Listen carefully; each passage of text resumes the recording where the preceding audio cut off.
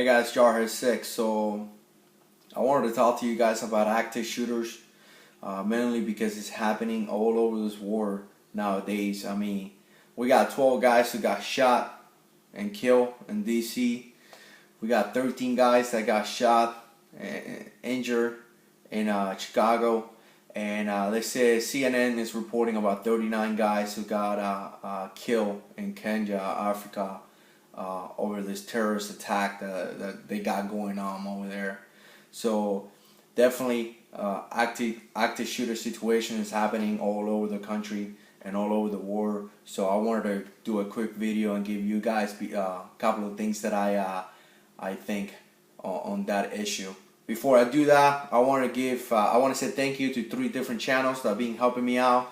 One is the Daily Shooter, the other one is JayHoc USMCR, and the last one is going to be the Rebel Prepper Network. Essentially, these 3 guys have been helping me out. They gave me a lot of feedback, and they mentioned me on their channels, and I've been getting a lot of traffic because of what they did. So I really appreciate that. Thanks so much for the support, and any feedback is always welcome.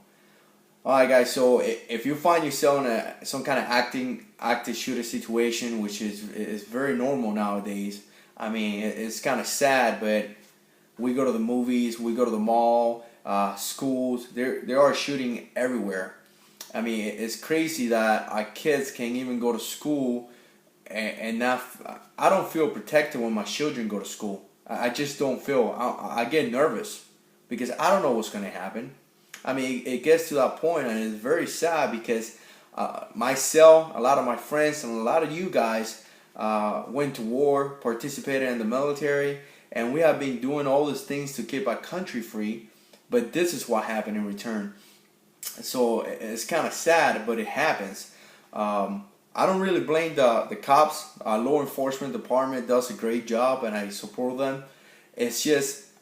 It's crazy to think that police officers are going to be at the right place at the right time 100% of the time. It's not going to happen, guys.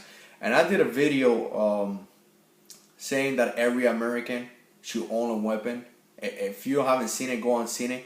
But I definitely encourage every law-abiding citizen out there that follows the law. And you know, I'm not talking about the guys that got in trouble. I'm talking about the good citizens out there. I encourage you to go and own a gun, because ultimately you're gonna have to defend your family. And don't think, oh, it's not gonna happen to me. It may happen to you, and if it happens, be ready for it.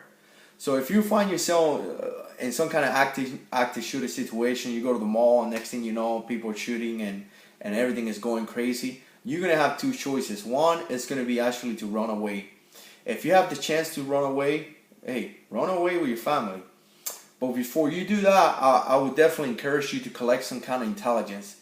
Look, if you have the chance to look at the individuals committing the crime, gather some information. For example, what kind of weapons is he carrying? Does he carry one weapon? Does he have multiple weapons? If you could identify what style of weapon it is, that means a lot for the police, because now they could prepare properly to respond to the situation. Those individuals are wearing some kind of specialized gears. I mean, they may have bombs, they may have grenades. Again, that means a lot to the police, especially when you're talking about SWAT team entering, let's say, a mall to encounter that threat.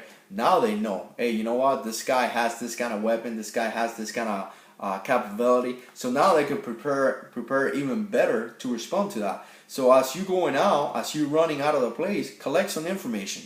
You know, what was the last location of those individuals? So you could tell the police officers, and they could start preparing a better response to that situation.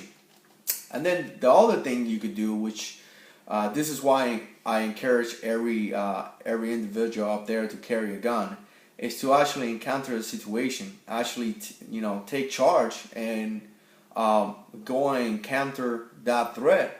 And I know it's crazy, and a lot of guys will be like, whoa, I won't do that. Well, that is kind of selfish, because the police is going to take them 10, 15 minutes, anything from 5 to 15 minutes to respond. So an individual with a gun in 10 minutes, he could do a lot of damage. So by you doing that, you may save a lot of people's life. You may save your life, your family, and a lot of other people's life. So for all you guys out there, you carry conceal or open carry, or however you carry your arms or your firearms, be prepared. Be prepared. Start doing some training. Go through your drills. Learn how to shoot properly. Not a lot of guys go to the range and they shoot at a target. I mean, that target shooting is for the fundamentals. After you learn those fundamentals, start going to more advanced courses. You know, like shooting moving targets. I'll tell you what, guys, shooting a moving target is way different than shooting a target that doesn't move. How to do reloading. Reload, you know, like fast reloading. How to, you know, withdraw. How to draw your pistol. Quick draw. So start doing some training out there, because shooting under stress is very difficult than shooting without a stress. You may be able to 10 yards have a circle this big, but when you put that stress factor into your shooting, you'd be surprised how much you miss. So do some shooting, do some training related to that. And finally, guys, if you decide to encounter the active shooter and you decide to do something like that, just be aware that it will be very fast and hard. When you hit a target, you're going to have to move fast, and you're going to have to move very hard towards that target. And in order to do that, you may have to do all the things, not only training on shooting, but also training your body. Make sure you could, make sure you could walk, make sure you could run, make sure you could fight, because you never know, you may find yourself fighting this guy. So definitely, guys, there's only going to be two choices if you find yourself in some kind of active shooting situation. Either A, you're going to run and collect intelligence and pass it down to the police officer. Two, you're going to encounter that threat, and then from there, I mean, there may be other choices, like you may get shot, you may die, but you know what? You may save 10, 15, 20 people's life. That's going to be your choice. It's up to you to decide. So anyway, guys, if you guys like it, click the like. If you guys want to subscribe. And like always, God is in control.